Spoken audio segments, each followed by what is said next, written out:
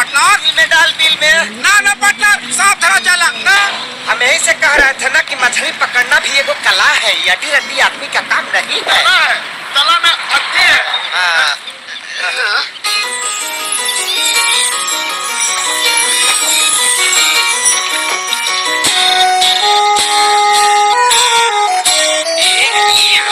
लागत तो छूट गई थी।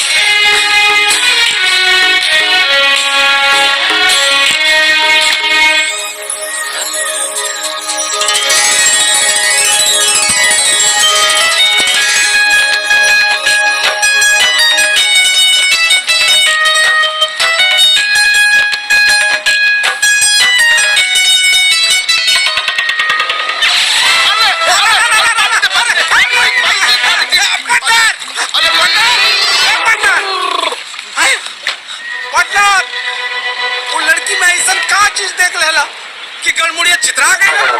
पार्टनर, पहली बार पहली नजर में केहू दिल के दुकान लूट के लेके चले।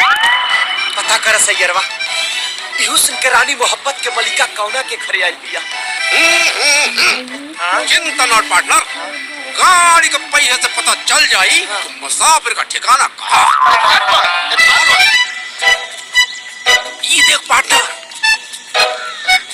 ये गाड़ी के चक्का का निशान है। हाँ, गाड़ी यही रास्ता से गया है।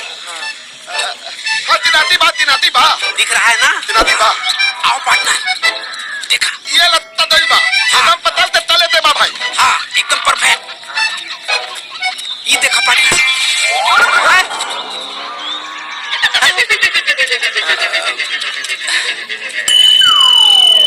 लादा ता एने दई बा ना सीधे लगता। हाँ।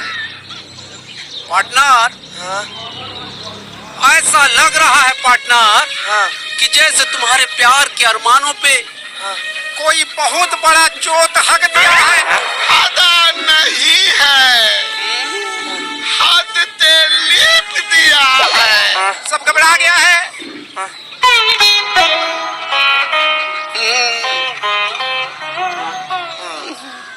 ये लो पार्टनर, चाय पीला। अरे चाय पिया यार। मैंने तरह लोग की चाय भगल जाता है। पता न हमारा दिल के चांद आसमान के कौना बदरी में लुकाइल बिया। अरे मतलब पातल मिल जाई। मैंने यहाँ चाय पियला से मिली रे। अरे मिल जाए पार्टनर, डोंट वरी, चलो चाय पिया।